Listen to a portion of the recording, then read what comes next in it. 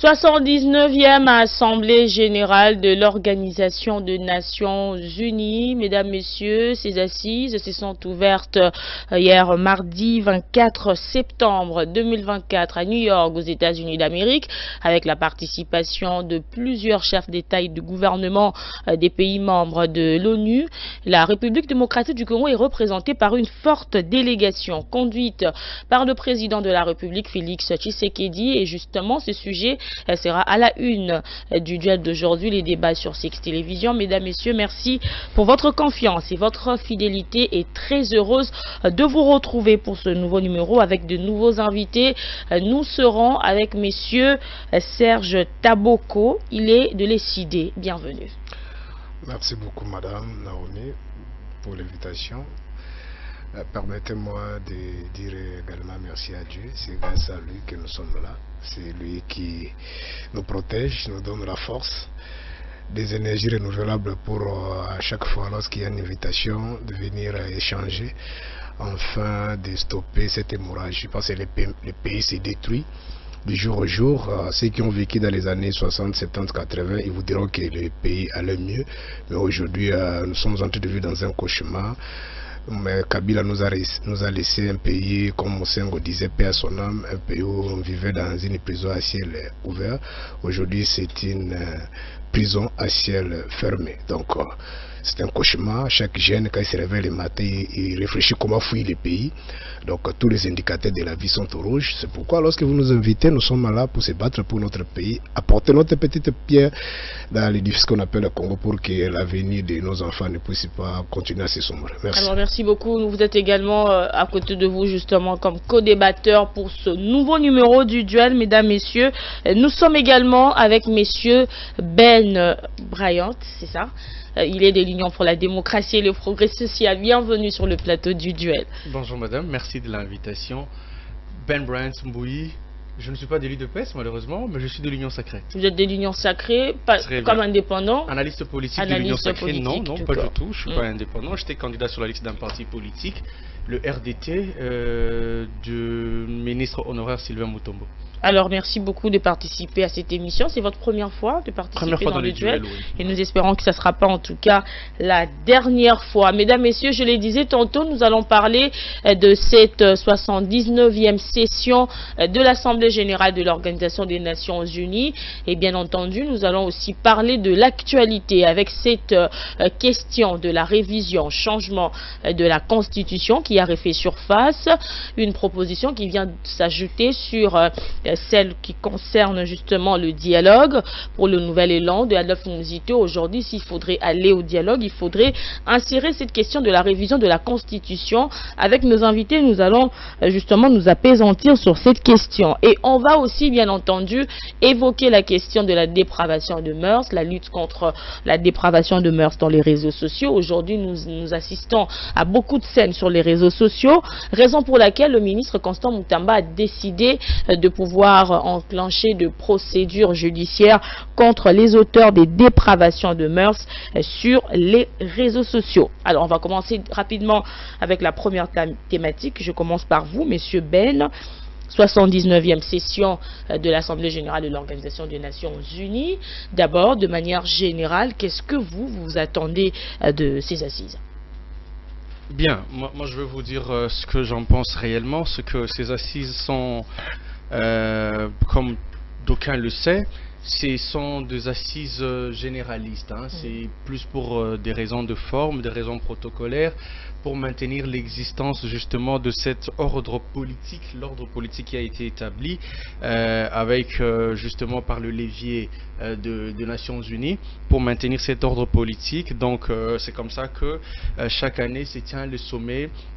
Ce sommet à New York au siège des Nations Unies. Mais je pense que dans le fond, il n'y a pas grand chose à attendre de ces assises parce que c'est des redites, c'est des choses que nous connaissons déjà.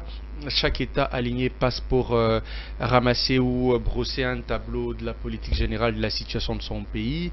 Mais vous savez que cette année, la situation est plus ou moins complexe parce que la guerre au Liban entre Israël et le Hezbollah, parce que la guerre qu'Israël impose en même temps à son autre voisin, parce que la guerre dans l'est de la République démocratique du Congo, et ainsi de suite. Donc la situation sécuritaire est plus ou moins alarmante. Mais alors, qu'est-ce que nous, la République démocratique du Congo, nous pouvons attendre de ces assises? Nous pouvons simplement attendre, comme vous l'avez dit en liminaire, justement en introduisant l'émission, vous disiez que le président de la République est accompagné ou conduit une forte délégation aux Nations Unies, et là-bas c'est une tribune au fait qui permettra à notre président, qui porte la voix de notre pays, c'est cette tribune qui lui permettra justement de dénoncer encore une fois les affres de la guerre dans notre pays. Et il faut, comme nous en avons pris l'habitude, il faut appeler le chat par son nom. Aujourd'hui, notre agresseur est connu, il s'appelle le Rwanda, nous allons les désigner en tant que tels, nous allons encore une fois appeler la communauté internationale, parce que rassurez-vous, aucun pays aujourd'hui ne peut évoluer en vase clos, tout ça, nous serons obligés de coopérer, nous serons obligés de faire appel aux autres justement pour intervenir. Et vous savez qu'il y a un processus de Luanda qui suit son cours, après c'est lui de Nairobi au Kenya qui n'a pas donné les résultats escomptés. Il y a maintenant le processus de Nairobi. Le président angolais Manuel Lourenço en a parlé hier dans son allocution. Il disait justement qu'il y a possibilité d'en arriver à un accord entre la RDC et le Rwanda. Et c'est ce que notre président demande depuis toujours, c'est de ne pas négocier avec des rebelles qui, en vrai, ne représentent rien face à nos agresseurs, parce que nos agresseurs sont connus. C'est l'armée rwandaise, c'est le président Kagame, c'est toute la grande multinationale qui se cache derrière Kagame et sa bande. Maintenant, le plus important pour nous, ça sera les à côté, les apartés justement de cette session extraordinaire des Nations Unies. Qu'est-ce que je vais dire par là? Vous avez vu par exemple que le président Tshisekedi a reçu quelques personnalités déjà du monde politique international. Vous avez vu par exemple qu'hier c'était le tour de Bill Gates, et ainsi de suite.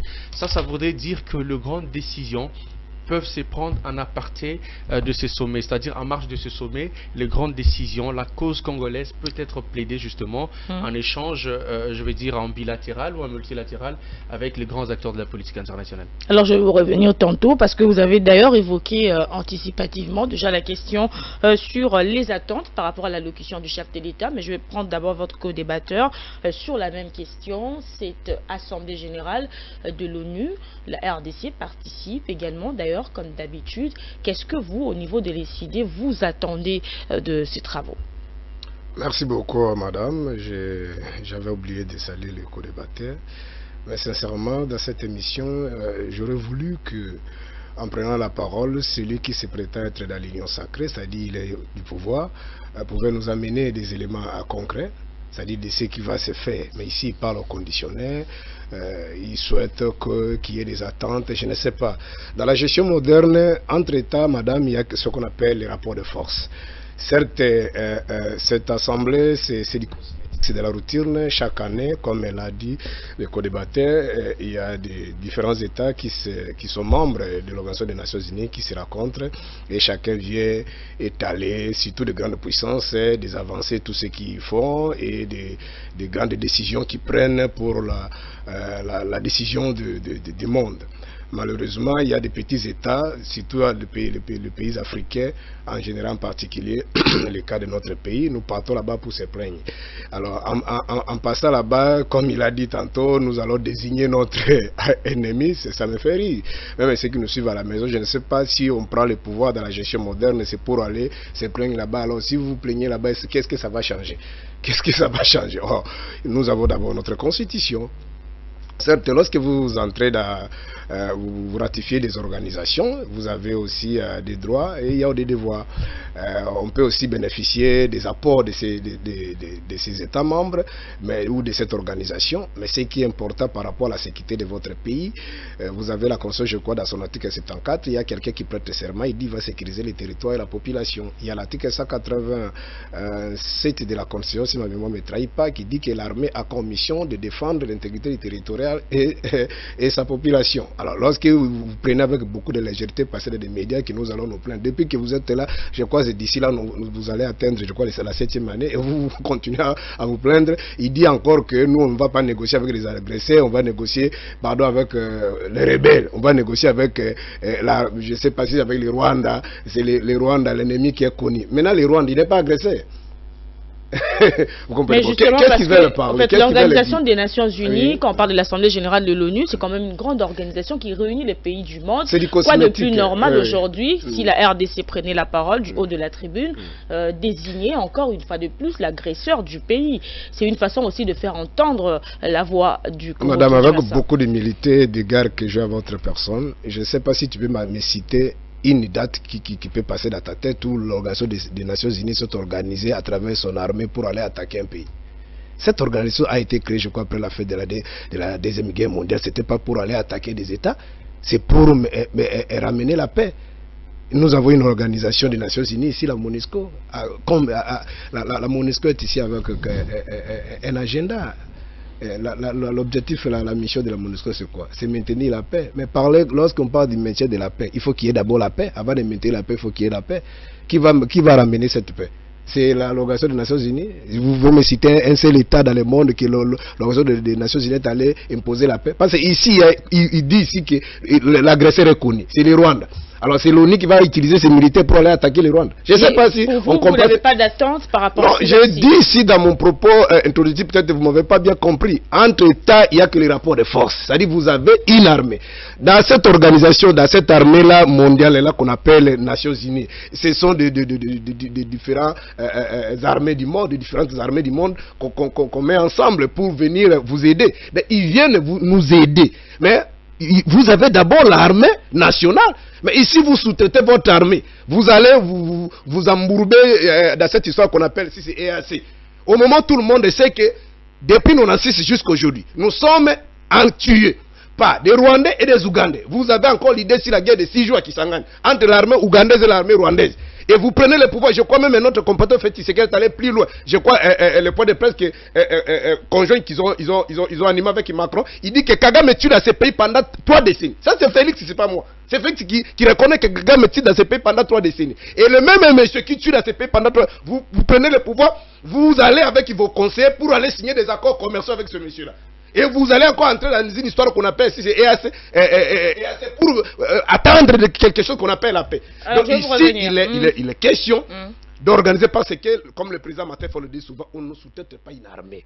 D'organiser notre armée, c'est pourquoi nous demandons ces dialogues. Parce que nos amis, ils ont montré leurs limites, qui ne sont pas capables, lorsque nous sommes, pour terminer, nous sommes en train de discuter avec vous ici, 4 de nos grands territoires sont occupés. Que ce soit Félix et ses ministres ne peuvent pas aller à Rutshuru. La RDC ne devrait pas participer à ces assises pour vous. J'ai dit ça, c'est la routine. Merci on beaucoup. Peut aller, on peut parler, ça ne changera rien. Kagame, mais après cette assemblée, il va continuer encore à tuer. Alors je vais revenir sur, avec vous justement, Monsieur Ben, votre co-débatteur se dit que c'est une routine, c'est ces genres de rencontres, il n'y aura pas vraiment des retombées positives pour la République démocratique du Congo. Votre réaction? Moi, ça me fait rire. Ça me fait rire que quelqu'un qui représente sur ce plateau un parti politique qui demande des dialogues, qu'il me parle de routine, sous prétexte que quand c'est la routine, ça ne produit à rien. Mais ça fait combien de fois qu'on dialogue dans ce pays? C'est pas de la routine, ça. Le dialogue dans ces pays ne font pas partie de la routine. Qu'est-ce que ça veut dire, routine? Ça veut tout simplement dire que c'est une pratique qui existe. Et la politique, elle est faite de pratiques, d'accord? Je vous l'ai dit en introduction ici, que justement, c'est un ordre qui existe. Et chaque pays va là-bas pour présenter la politique générale. Il ne faudrait pas juste qu'on se mette à crier sur un plateau de télévision, parce que nos compatriotes qui nous suivent doivent comprendre quelque chose. Ils doivent savoir, ils doivent comprendre. On ne va pas sortir d'ici comme on est venu. Et ceux qui nous suivent ne doivent pas quitter leur fauteuil comme ils ont commencé le début de l'émission. Ce que j'essaie de dire, c'est que, d'abord dans un premier temps, c'est une pratique qui existe. Ce n'est pas la première fois. Si M. Fayulu, le président de l'ECD, s'il était président de la République démocratique du Congo, il serait parti aussi aux Nations Unies et il aurait déroulé la politique, la situation globale du pays.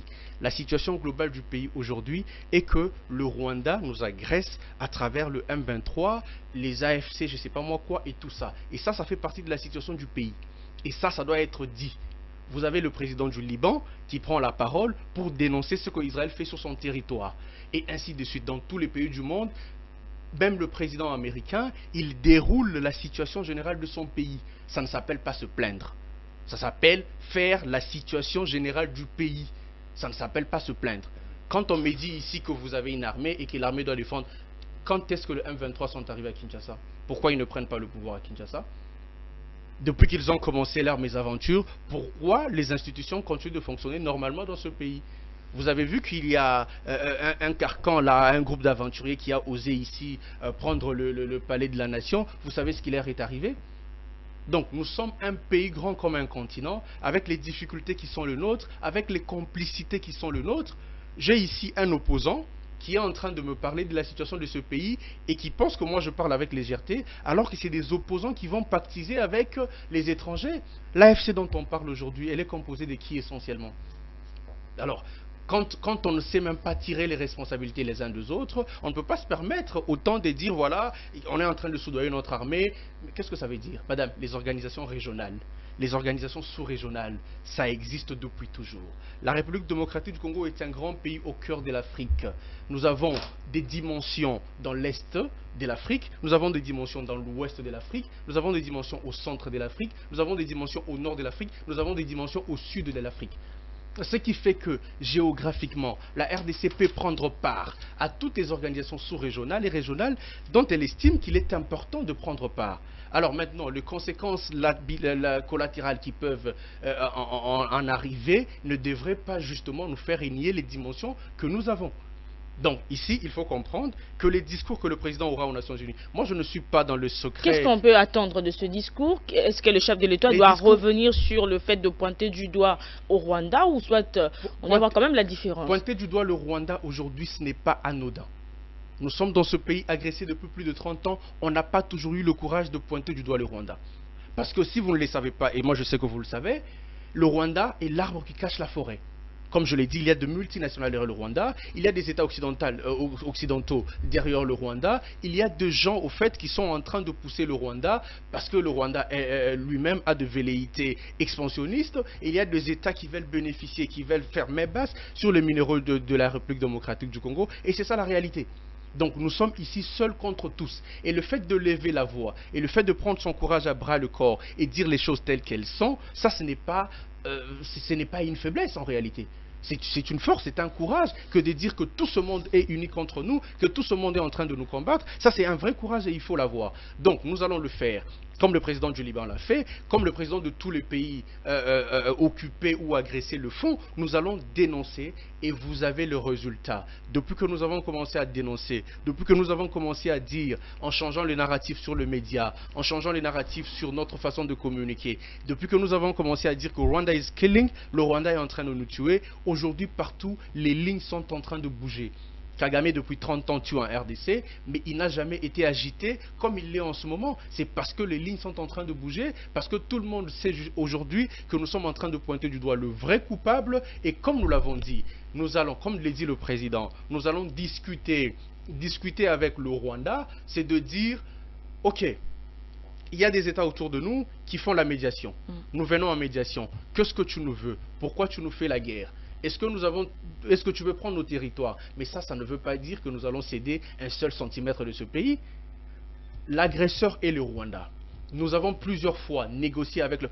Juste, je vais finir. Allez-y. Je n'ai pas l'habitude de prendre, de conserver la parole longtemps. Je vais juste dire, nous avons connu dans ce pays l'infiltration de notre armée. Et nous savons aujourd'hui ce que ça nous coûte. Notre armée est infiltrée, comme diraient certains, jusqu'à la moelle. Et ça, c'est à cause de quoi? C'est à cause de la faiblesse que nous avons eue d'aller négocier avec des rebelles qui ne sont en réalité que de proxy, qui ne sont en réalité que des envoyés. Et donc le Rwanda, par ce mécanisme, a introduit dans notre armée beaucoup d'infiltrés qui nous posent de problèmes aujourd'hui. Et donc c'est comme ça qu'on se dit, maintenant, c'est fini tout ça, nous n'allons plus négocier avec le rebelle parce qu'en réalité, ce ne sont que des garçons de course. Maintenant, nous voulons discuter avec celui qui est derrière. Nous voulons comprendre c'est quoi ces mobiles. Mais ça ne voudrait pas dire que nous céderons quoi que ce soit. Alors, je vous reviens, monsieur Taboko, sur ce que vous venez de dire tantôt. Vous avez dit que c'est de la routine, c'est du déjà vu, du déjà entendu. C'est la même chose qui se répète, qu'on ne peut rien attendre. En quoi réside justement cet aspect routine que vous évoquez par rapport à ces assises? Non. Peut-être vous ne m'avez pas bien compris, c'est que dans votre dernière préoccupation, vous avez voulu demander à mon co-débatteur qu'est-ce que nous allons nous attendre, soit la RDC va s'attendre à travers dernière, le 79e Assemblée générale des Nations Unies. C'était ça la question. Moi, je ne suis pas venu ici, je n'ai pas dit que non, ce n'est pas important de participer dans une organisation ou que soit un chef de l'État, peut-être demain si Fayoulou sera là, ça ne sera pas important. Non, ce n'est pas ça le débat. Ici, c'est l'attente. Parce que nous avons des enjeux majeurs ici, notamment l'insécurité. Qu'est-ce qu'on doit s'attendre? Et c'est à travers cette préoccupation que moi, j'attendais des arguments un peu solides, concrets. Mais ici, j'attends, on va profiter à travers cette assemblée pour dénoncer, citer nommément notre adversaire. Mais c'est trop simpliste, c'est ridicule. Alors peut-être une question pour vous permettre aussi de mieux faire comprendre ce que vous voulez dire. Avec quel agenda, avec quel cahier de charge, avec quelle allocution la RDC doit se présenter dans ces assises? Merci beaucoup. Avant d'abord de répondre à cette question, j'ai attendu un peu beaucoup de colibés ici, des choses peut-être qu'on a mis déjà dans la tête, peut-être qu'ils ne comprennent même pas. Bon, dire qu'il y a une complicité, c'est la communauté internationale, avec les Rwandais, les multinationales, c'est vraiment une rhétorique, je peux dire un peu, c'est dépassé. Même sous le régime de Mobutu, pardon de Kabila, on a trop entendu. Mais je rappelle, puis c'est lui, il ne va pas comprendre, mais je rappelle à ceux qui me regardent, ce qui se passe au Congo, ça s'appelle la guerre de complicité. La RDC, nous sommes dans un état où même les immondices que nous utilisons dans nos maisons, nous ne sommes pas capables d'évacuer. On cherche des bailleurs de fonds, on cherche la communauté internationale. Depuis que l'Union européenne est partie, on a des difficultés. Vous voyez comment la ville est sale. C'est parmi les villes les plus sales au monde. La RDC, c'est un pays où on n'a même pas la carte d'identité. La RDC, c'est un pays où on n'a même pas le permis de conduire. Alors, je vous en prie, madame, je vous en prie, permettez-moi, parce que ce sont des incantations. Je vais répondre, nous sommes candidats, je vais répondre à cette question. Si un pays, vous n'avez même pas la carte d'identité, vous n'êtes même pas capable d'évacuer vos immondices. Vous imaginez que même les pays comme la Centrafrique peuvent venir aujourd'hui nous faire la guerre. Est-ce que ça saura? Et ils viennent avec beaucoup de légèreté, c'est une guerre de complicité. Madame, pardon, c'est une guerre de la communauté internationale. C'est ce qui se passe au Congo. Vous avez suivi, je crois, l'année dans l'année passée ici, le président de l'Assemblée nationale, à l'occurrence M. Mosso, qui a dit, chers collègues, sortez dans des groupes armés. Ça, il s'adressait à la communauté internationale. Vous venez de suivre, je crois, la déclaration des députés, les caucus des députés de Nord Kivu et de Massis. Je crois que c'était Bitakura qui était le porte-parole.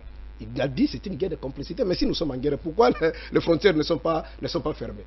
Vous comprenez ce qui se passe au Congo? Il va dire ici qu'on a été infiltré. Mais qui ne sait pas, je crois que vous avez suivi, même la maman Bazaïba venait de passer sur Top Congo pour expliciter son parcours. Comment l'IDPS était en complicité avec l'entrée de la FDL. C'est-à-dire ce qui se passe au Congo, nous avons une lourde part de responsabilité. Et ce n'est pas limité seulement à l'entrée de la FDL. Même à San City, lorsque...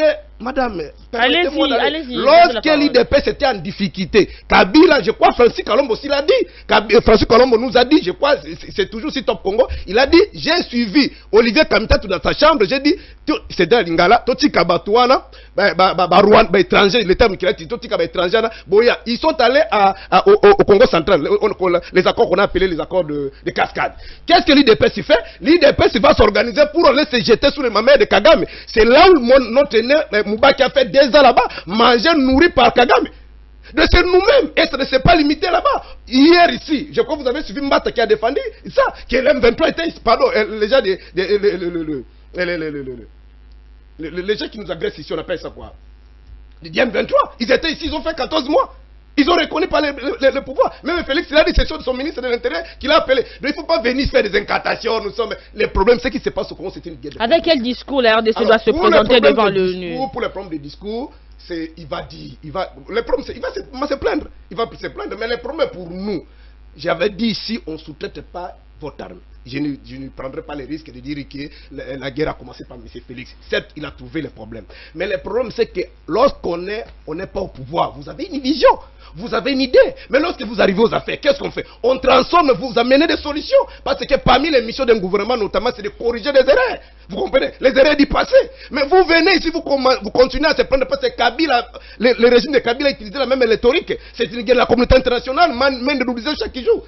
Alors si vous n'aviez pas un agenda, vous n'aviez pas de solutions, mais pourquoi vous avez fait tuer les Congolais pour chasser Kabila au pouvoir? Donc le problème c'est que ici c'est un problème d'abord interne.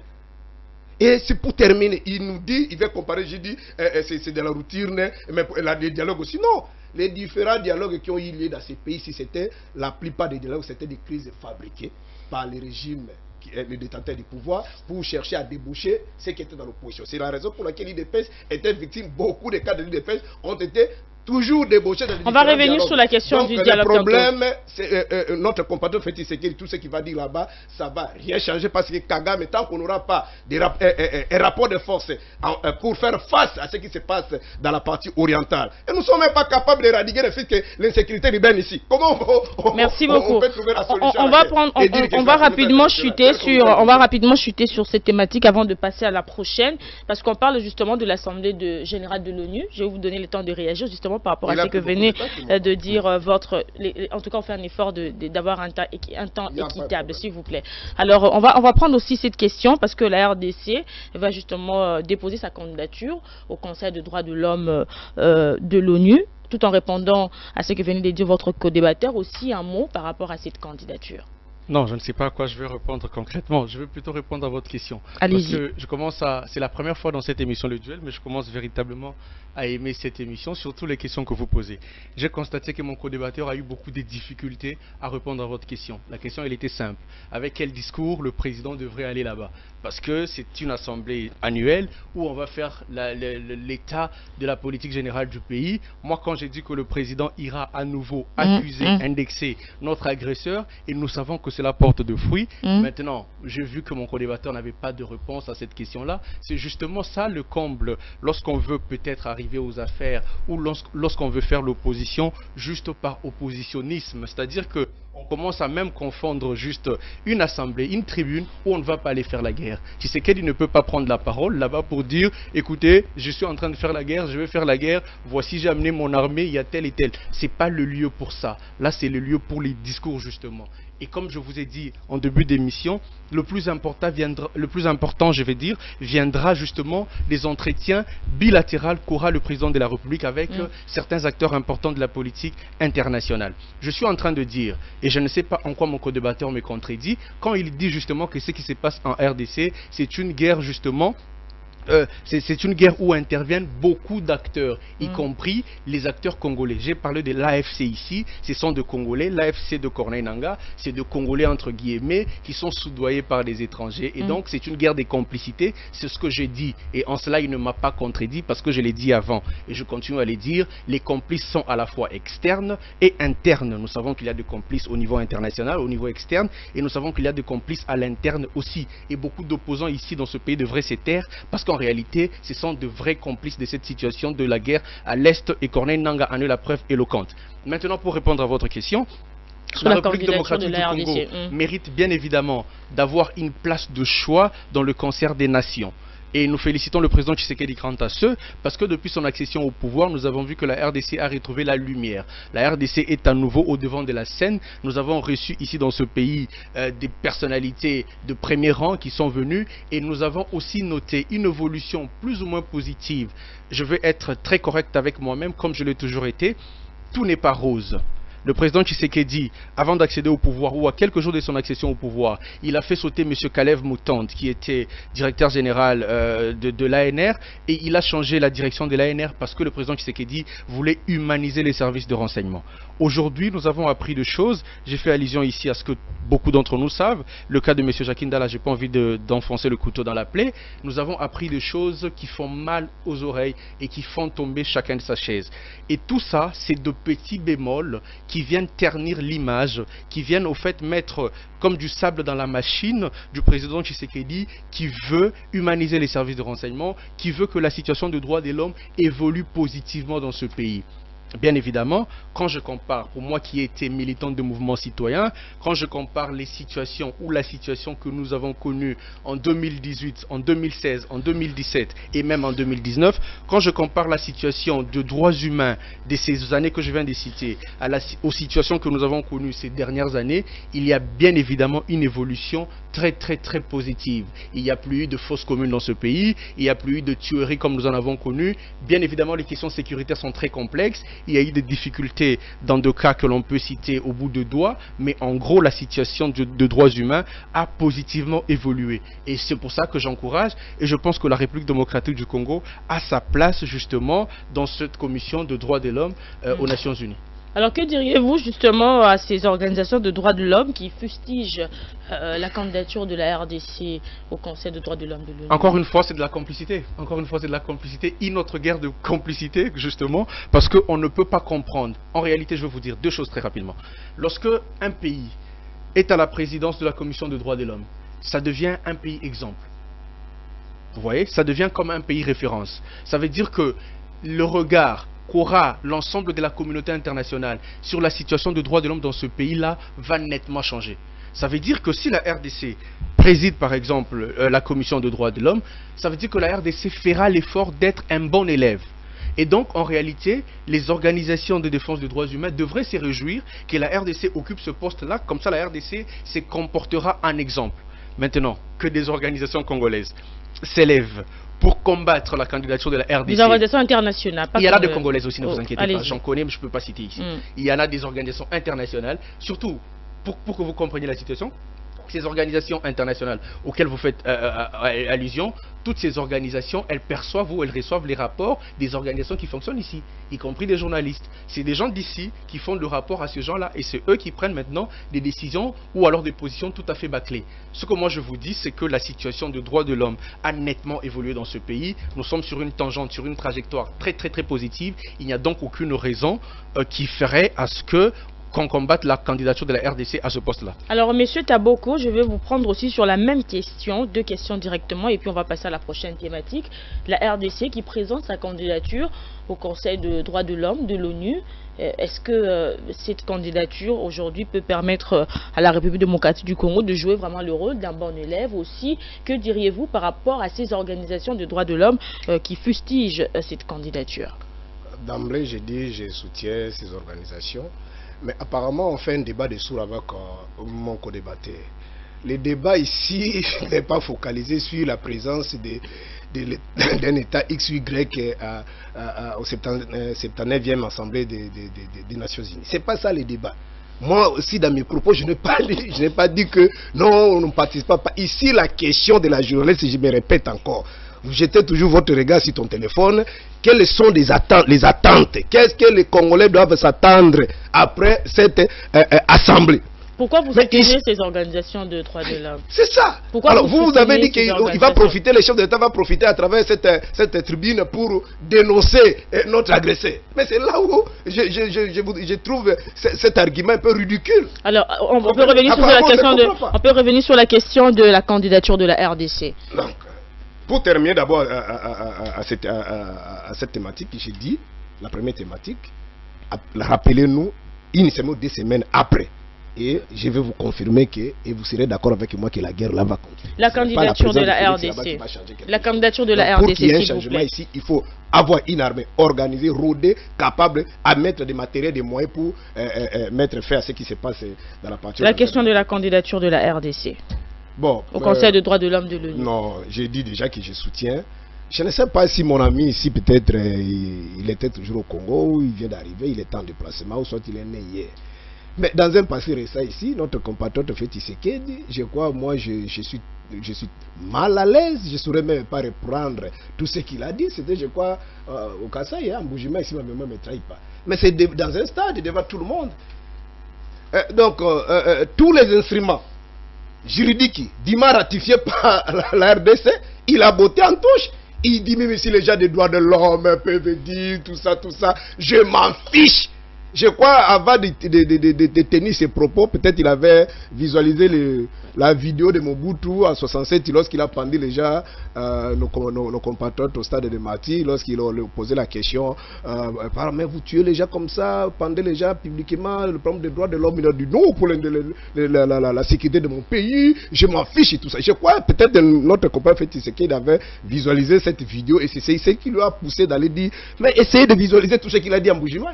Je crois il y avait des prêtres. Il n'y a pas d'évolution par rapport à la situation. Quelle évolution? Et il part encore, il fait encore des incantations, il dit il n'y a plus de fausses communes. Est-ce que je peux encore vous rappeler les amis de Ouazalendo ou des adeptes de Ouazalendo qui ont été massacrés en plein Kipt?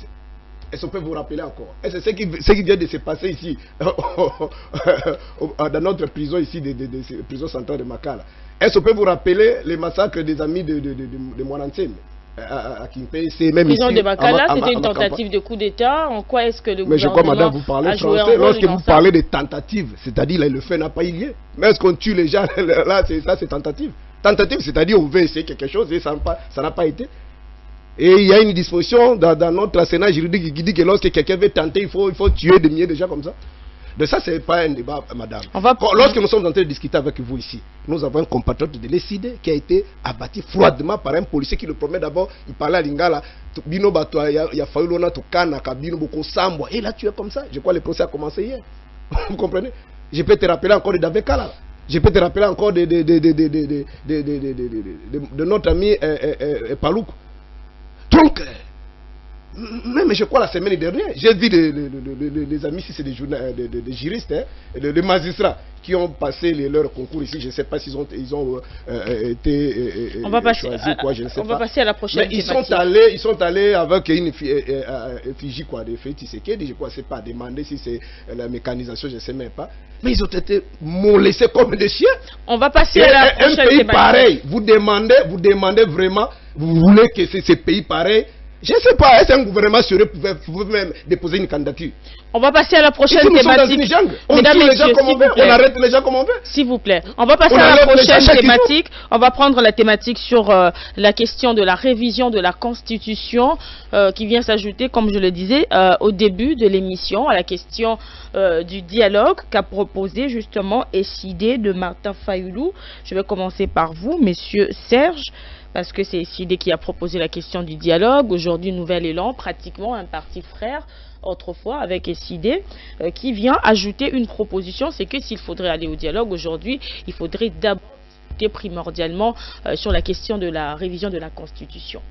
Merci madame, je crois que vous allez me laisser le temps, puisque quand il parle là, vous ne le relancez pas beaucoup. Je vous laisse aussi le temps, vous parlez aussi, sous pression. Justement, c'est vraiment un débat équitable, s'il vous plaît. Donc, il ne faut pas dire que Mouzito, c'est un parti frère. Mouzito, aujourd'hui, il est de l'Union Sacrée. Je crois que vous avez suivi même l'interview que notre compatriote Félix a eu avec Christian Osakone et les autres. Il a dit, c'est Mouzito qui envoie les SMS, je crois. Mais dans le passé, on était avec lui à l'époque là. Envoyer des SMS et être dans l'Union Sacrée. Toi, tu n'as pas suivi l'interview de... Justement, c'est la question que je vous pose, parce que les téléspectateurs doivent comprendre. C'était quoi? C'est la question de Félix, leur recherche, c'était quoi? Les relations avec les oppositions. Les relations avec l'opposition. Il a cité, il a dit que celui de l'ensemble, là, c'est Moïse Katumbe, lui, il est borderline, je crois le terme qu'il a utilisé. Il avait quand même boudé, mais à un moment donné, après la pression de ses collaborateurs, il est revenu. Mais l'autre là, Mouzito, lui envoie quand même des SMS. Mais à part, c'est Fayoulou qui ne veut pas reconnaître son pouvoir. Vous avez déjà l'explication. Dans d'autres termes, le monsieur, il est de l'autre côté. Alors, il faut aussi faire une nette différence, madame, entre la révision et le changement de la Constitution. Donc, un parti sérieux, crédible, qui a gagné des élections dans un processus transparent, des élections que tout le monde a reconnues, peut amener des propositions. Vous voyez, allant dans le sens, même lorsque nous filmons encore, nous filmons tous avec Félix à l'opposition, je crois que sa dernière intervention c'était si triomphant, les jours là, on a avalé les Mbondo, là c'était Lingala Toumelin Mbondo, il a dit, nous sommes mis ensemble ici, on doit se battre, si nous parvenons à chasser ces gens ici, nous allons nous mettre ensemble, faire des réformes consensuelles, retourner même la disposition, ça, je crois qu'il parlait de la loi électorale, des détours, tout ça, pour qu'on puisse quand même construire notre pays. Donc, même les idées, chaque parti sérieux, un parti normal doit avoir des propositions allant dans le sens peut-être des modifications, des dispositions s'il y a des choses qui ne marchent pas. Mais les débats ici, j'aurais voulu que vous donniez la parole à mon co-débatteur qui me montre des dispositions qui fâchent, qui font que M. Félix Tshisekedi ne puisse pas développer le Congo, ne puisse pas construire, ne puisse pas nous ramener l'eau et l'électricité. Mais la proposition ne vient pas de l'Union Sacrée, c'est votre... Non, on sait comment ça se passe. Même sous le régime de Kabila, si vous n'avez pas suivi de Bouchabé, les autres, il y a beaucoup de gens qui suis passé dans des médias ici, mais nous avons fait la même élite avec Félix Tshisekedi. Les gens sont même morts, ne touchent pas à la Constitution. Vous comprenez? Mais aujourd'hui, s'ils ont changé, qu'ils nous viennent, nous amènent des éléments nouveaux, vous comprenez? Parce que le débat pour eux, le monsieur là que vous venez de citer, mon aîné, je le salue, c'est un homme intelligent, je ne peux pas ignorer ça, mais il n'est pas seul. Il y a des Atundu, il y a c'est-à-dire il y a des intellectuels de haute facture dans ce pays. Malheureusement, ils ont sous-traité depuis 60 jusqu'à aujourd'hui. Les intellectuels congolais sous-traitent toujours l'intelligence pour chercher le pain quotidien. Donc les débats, c'est ça. Donc si en réalité, ces gens ici ne réfléchissent pas pour la révision de telles dispositions, par exemple, une disposition qui fâche ou quoi. On parle carrément de changement. Ils veulent changer la Constitution. Vous comprenez? C'est une opportunité en ce moment. Mais c'est quelle base? C'est quelle reste? Dans la Constitution, on va les changer pourquoi? On va changer la Constitution pourquoi? Parce qu'est-ce que la Constitution? On change une disposition ou soit un document comme la Constitution, la loi fondamentale, mais lorsqu'il y a par exemple des dispositions, soit le document unanimement, ça fâche, il y a des choses, mais qui nous disent. Parce que là, je n'ai pas assez d'arguments, j'ai des choses à parler. C'est pourquoi peut-être je vais m'aborder dans la dimension du dialogue. On va revenir sur ça tout à l'heure. Okay. Alors, je vais prendre également M. Ben sur la même question. Aujourd'hui, il y a un autre parti de l'opposition qui vient ajouter une proposition, s'il vous plaît, sur celle du dialogue. Aujourd'hui, on parle de changement carrément de la Constitution, rédiger une nouvelle Constitution. D'abord, deux choses. Moi, j'entends sur ce plateau que si par exemple un opposant discute avec le président en aparté, je vais dire par SMS ou je ne sais pas moi par quel moyen, cet opposant devient automatiquement de la majorité. C'est vous dire un peu les niveaux justement de la compréhension de la politique chez certaines personnes dans ce pays. Alors moi je suis désolé, mais quand vous êtes dans un pays comme la France, le président Macron, pour des questions essentielles de la vie de la nation, il consulte ses opposants, ses prédécesseurs, il consulte tout le monde. Et on l'a vu très récemment quand il fallait nommer le Premier ministre Barnier qui est arrivé, et même avant cela, lorsqu'il fallait dissoudre l'Assemblée nationale, le président Macron a consulté, et ce n'était même pas la première fois, il a consulté M. Sarkozy et M. Hollande bien avant et tous les autres opposants. Alors je pense que nous devons grandir politiquement dans ce pays. Donc, il ne suffit pas de naître dans les années 60 pour avoir une très bonne maturité politique, malheureusement. Une autre chose, c'est de savoir que dans un pays normal, il y a toujours des cas isolés. Aux États-Unis, par exemple, la police a tué un noir. Vous connaissez l'histoire de Black Lives Matter, où un policier a tué un noir et ça a créé un tollé.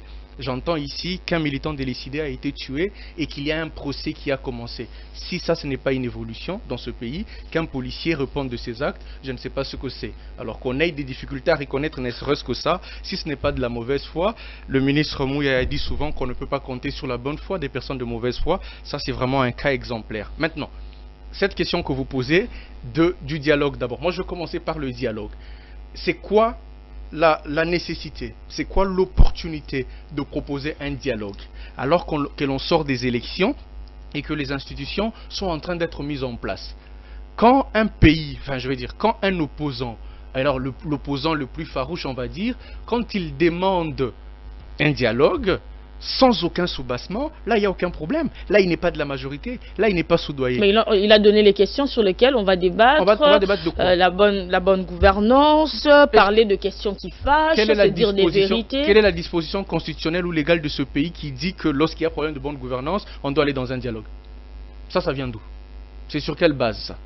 Alors, on sait justement comment ça se passe. Là, c'est quand vous êtes allé parler avec certaines personnes aux Nations Unies ou à New York qui vous disent que bon, allez-y, demandez un dialogue, comme ça on va profiter pour mettre Corneille Nangaa dedans aussi, on va profiter pour réclamer la libération de Mwanga Chouchou aussi, on va profiter pour demander la libération d'autant de personnes. On sait comment ça se passe. Alors, ne venez pas sur ce plateau, surtout ne me poussez pas à dire des choses. Donc, d'accord, on va rester plus ou moins courtois avec mon vieux Martin Fayoulou, quelqu'un pour qui j'ai beaucoup de respect, mais je sais aussi qu'il n'y a aucune opportunité à demander ces dialogues. Cependant, je considère, en tant que personne, en tant qu'individu, je considère qu'il n'y a pas non plus opportunité de changer de constitution. Moi, c'est mon point de vue. Mais je considère qu'il y a opportunité de modifier certaines dispositions de la Constitution. Vous savez, en France, ils ont tenu leur élection législative il n'y a pas très longtemps et moins d'un mois plus tard, ils ont mis en place le gouvernement.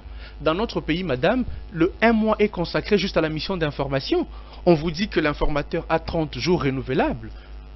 On ne limite même pas le délai dans lequel il faut mettre en place un gouvernement. C'est depuis décembre 2023 que l'on a que l'on a eu nos élections dans ce pays, à tous les niveaux, les élections générales, mais les institutions sont encore en train d'être mises en place. Il n'y a pas très longtemps que l'on a voté le bureau du Sénat. Ce n'est qu'hier. On a perdu pratiquement une année à mettre en place les institutions à tous les niveaux. Ça, c'est un problème. Dans ce pays, tout le monde réclame le retour à la politique des non-originaires. Qu'est-ce que ça veut dire la politique des non-originaires? Il faudrait par exemple que le gouverneur du Haut-Katanga ne soit pas forcément originaire du Haut-Katanga. Parce que ça alimente un peu aussi les tribalismes et un peu le régionalisme aussi. Maintenant, si cette politique des non-originaires n'est pas consacrée par la Constitution, d'où voulez-vous que ça vienne? Donc il y a nécessité par exemple que l'on revoie la Constitution et que l'on intègre cette dimension. Moi, par exemple, je suis de ceux qui pensent que le Sénat, il ne sert à rien. Et que pour moi, il faudrait jumeler les deux chambres du Parlement et qu'il faudrait qu'il y ait un seul Parlement, au lieu qu'il soit bicaméral, qu'il soit monocaméral, qu'on ait simplement une seule chambre du Parlement. Parce que dans ce pays, il y a aussi beaucoup d'institutions budgétivores. Le CENSA, par exemple, il sert à quoi? Autant d'institutions, je ne vais pas toutes les citer. Les conseils de sécurité, le conseil économique et social, il sert à quoi dans ce pays? Autant de questions que moi j'ai. Mais tout ça est fixé dans la Constitution.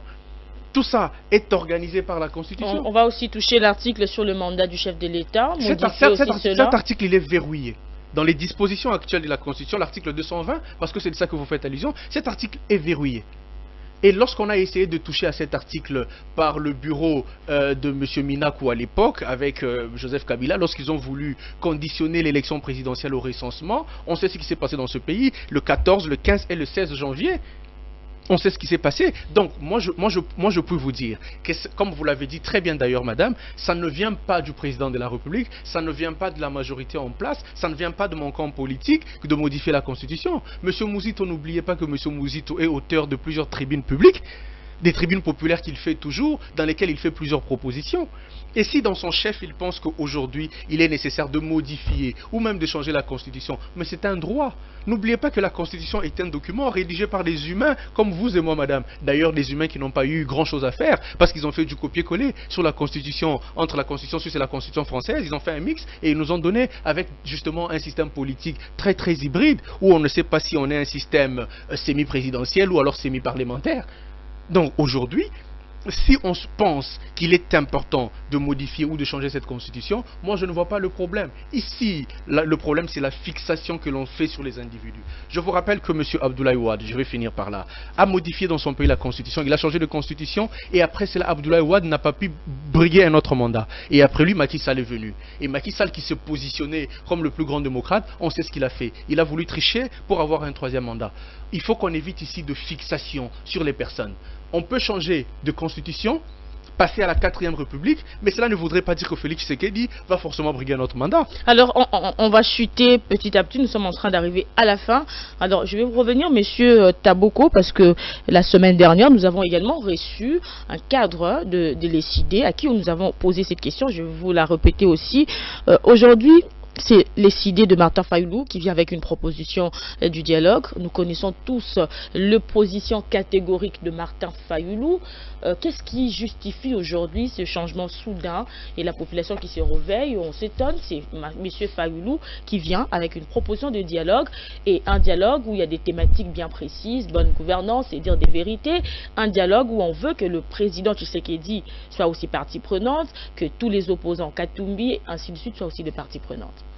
Merci beaucoup. Je ne vois pas qu'est-ce qui vous choque là dedans. Bon, d'abord, avant de répondre à cette question, permettez-moi brièvement de ramasser un peu d'autres colibés que j'ai entendus ici. L'exemple qui donne au Sénégal, l'exemple de Wade, d'abord, je ne sais pas si on l'a informé ou l'a vécu, mais tout le monde sait que Macky Sall a formé un bloc avec les autres pour chasser Wade au pouvoir, parce que Wade a voulu éterniser au pouvoir. Donc je ne sais même pas l'exemple là où est-ce qu'il a ramassé ça. Donc Wade a voulu s'accrocher au pouvoir. C'est ce que Macky Sall aussi a fait. Donc à l'époque là, Macky Sall avec les autres sont sortis sur la rue pour s'opposer à Wade parce qu'il a voulu aller au-delà des mandats. Donc c'est une histoire qui est connue tout le monde. Il dit qu'il a changé, après il a laissé le pouvoir. C'est une fausse information. Ça c'est le fait.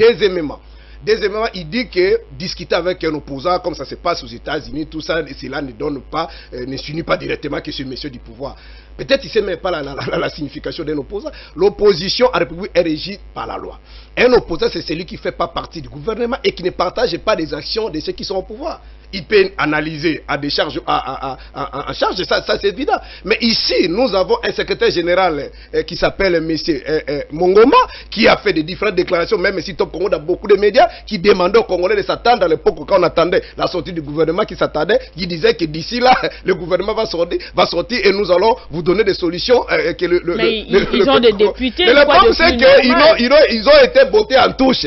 Vous comprenez? Tout le monde sait que notre aîné, il est avec le système. Je crois sa dernière intervention qu'il a fait avec Christian Lusakweno, et les jours il faisait des éloges du gouvernement, et je ne sais pas si vous avez encore l'idée sur cette émission, la manière dont il était coincé par Christian pour le poser. Mais ce que vous dites aujourd'hui, c'est que tu as parlé, il y a une évolution. Donc tout le monde sait qu'il est avec ces gens-là, c'est pourquoi on avait donné la mission de combattre Martin Fayoulou qui change brusquement, ça cache rien. Moi, celui qui vous parle, c'est un homme de Dieu, c'est pas un débat religieux, mais Fayoulou, c'est un patrimoine commun.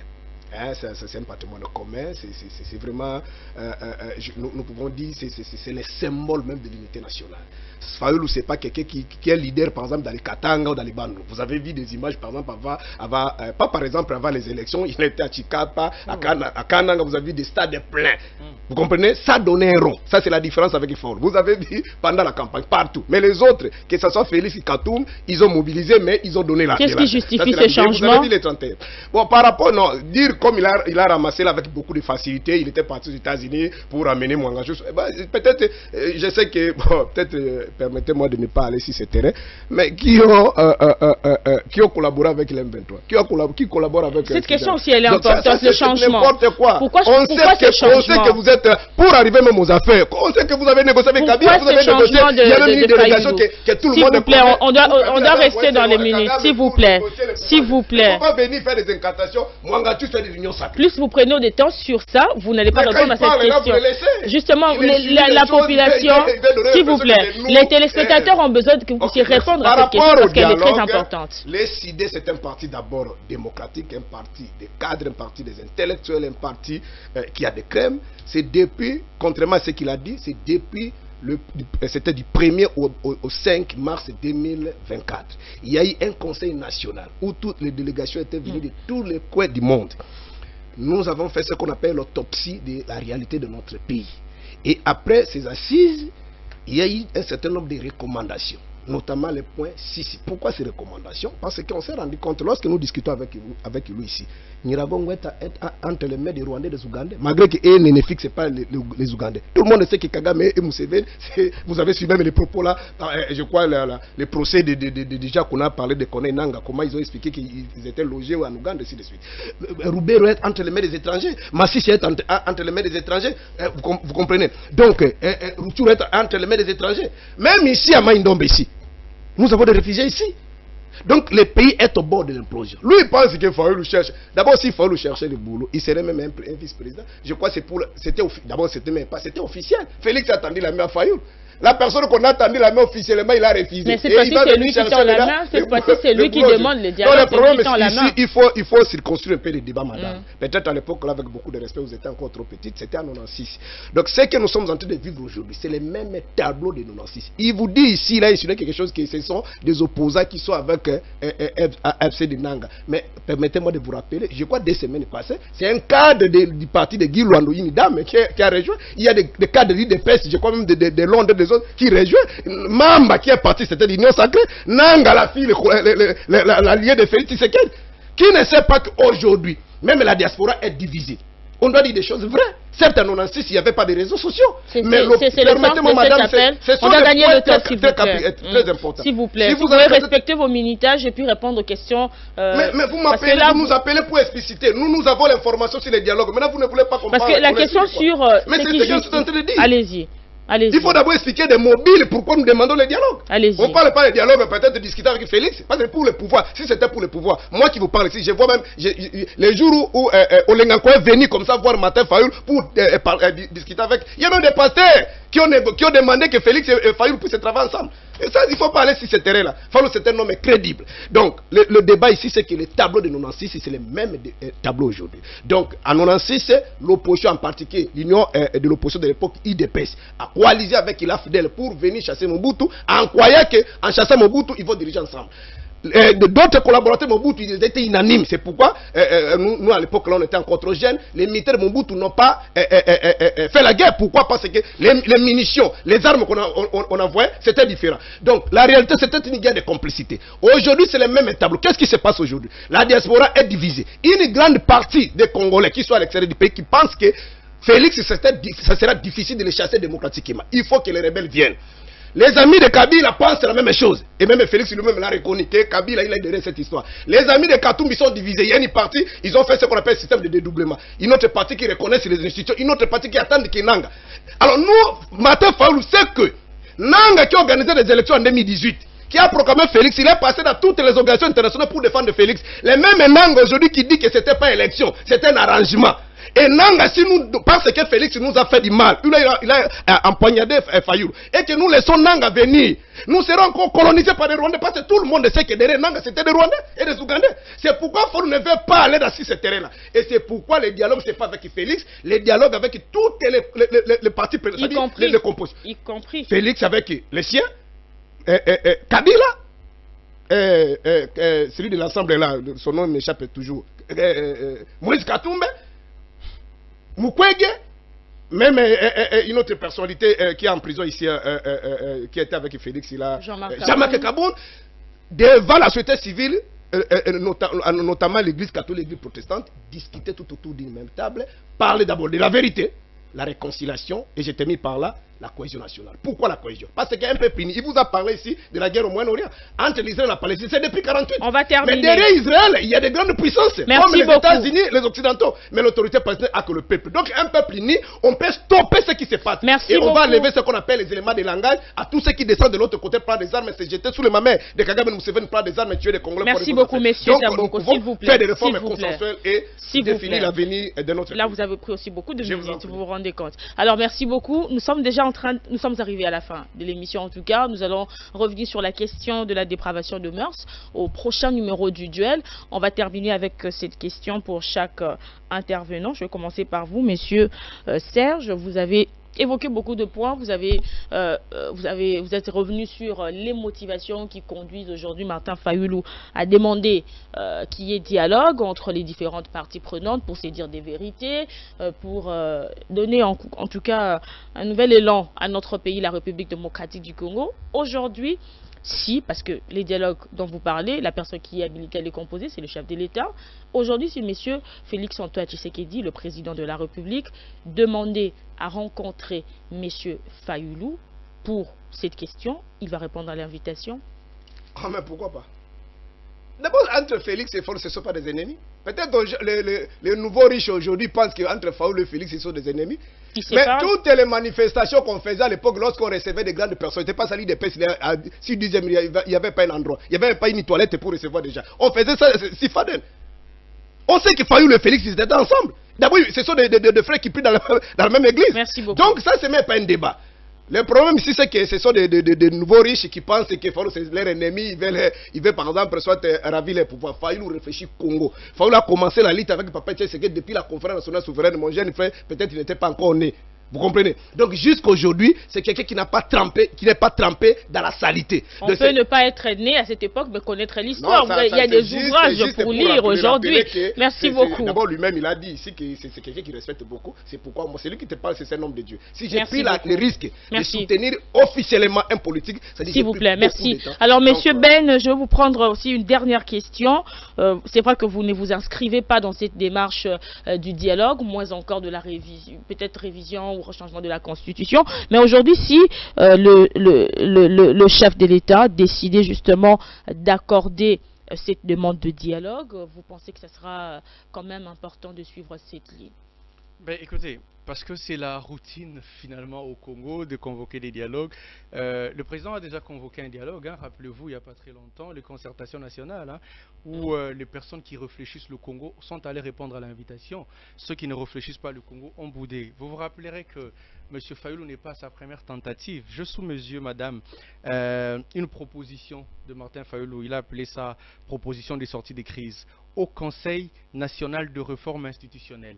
C'est signé le 10 mai 2019.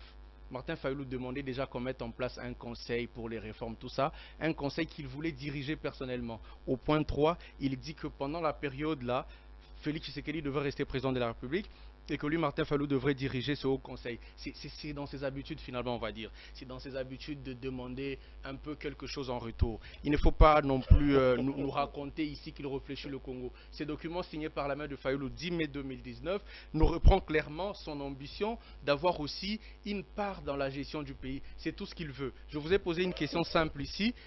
Quand on me dit par exemple que Massissi est occupé, quand on me dit par exemple que Rutshuru est occupé, quand on me dit que Bunagana est occupé, quand on me dit que XY territoire est occupé, en quoi le dialogue va résoudre la question? En quoi le dialogue va répondre au problème? Si les discours aux Nations Unies, si les entretiens que le président aura aux Nations Unies ne résolvent pas le problème, c'est donc un discours tenu ici chez les évêques de la Cinco qui va résoudre le problème. Vous voyez de qui on se fout dans ce pays?